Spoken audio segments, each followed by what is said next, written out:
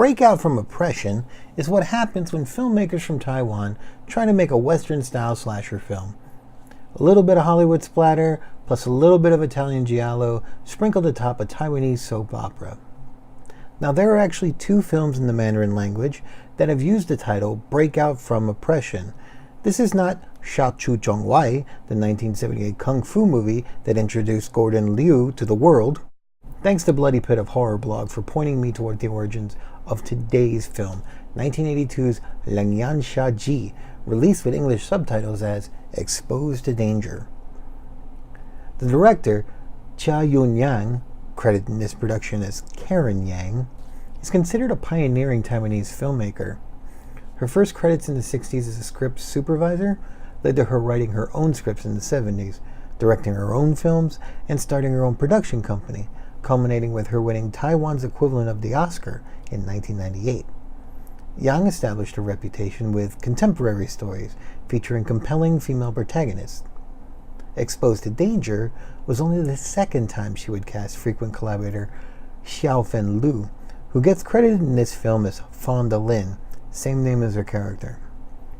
So Fonda plays a woman recently released from prison and attempting to reintegrate into society through a mysterious job offer at a city newspaper.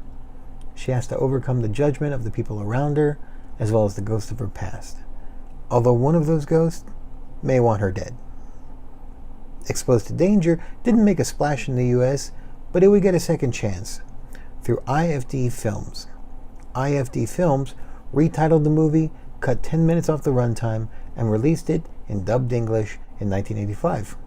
IFD Films was co-founded by Godfrey Ho, most recognized for the abundance of ninja movies he brought to the world.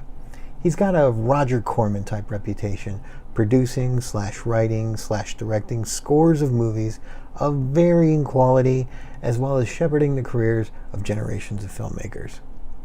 Now, despite the shorter cut, Exposed to Danger's plot and story beats are intact. Mingled with the original Chinese orchestral score are musical flourishes strongly resembling, if not outright poaching, the synth-heavy touches that Dario Argento and John Carpenter used in their slasher films. And hearing the English translations spoken out loud has a certain effect. Why haven't I seen your family? My parents are abroad.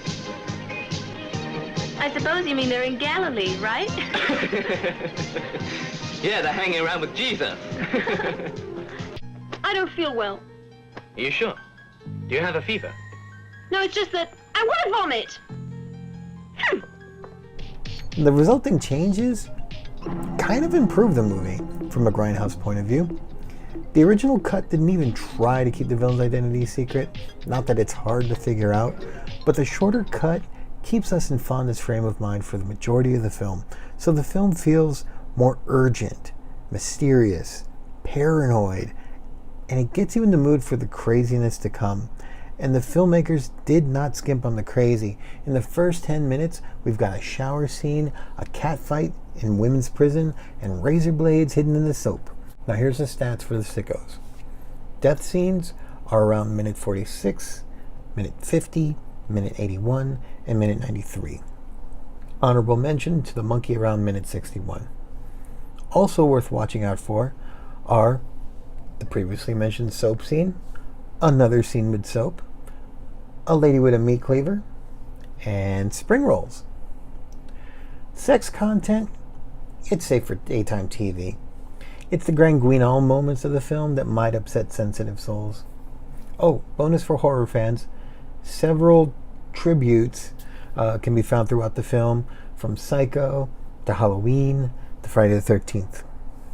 All in all, Breakout from Oppression seems like a good movie for drinks and friends. This movie offers something for good movie fans and plenty for fans of bad movies.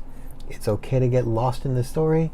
It's okay to talk over the movie. It's not great, but it's not boring, and Xiaofen Lu's just as compelling as any Hitchcock blonde.